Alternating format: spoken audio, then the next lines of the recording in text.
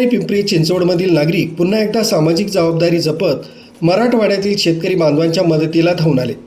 4 वर्षांपूर्वी सांगली, कोल्हापूर आणि कोकणातील पूरग्रस्तांसाठी जी मदत केली होती तशीच बांधिलकी यावेळीही दिसून येते।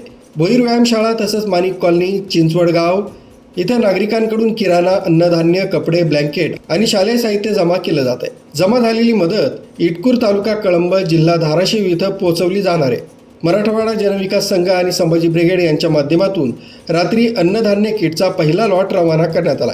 पुढील काही दिवसांत जीवनावश्यक वस्तू आणि शैक्षणिक साहित्य असलेला दुसरा लॉट पाठवला जाणार आहे। या उपक्रमात अरुण भाऊ पवार, युवराज माने, शाहूराज कदरे आणि प्रकाश इंगोले यांनी पुढाकार घेतला। समाज बांधवांना आवाहन करण्यात आलंय की आपल्या अन्नदात्यासाठी, बळीराजासाठी मदतीचा हात पुढे करा।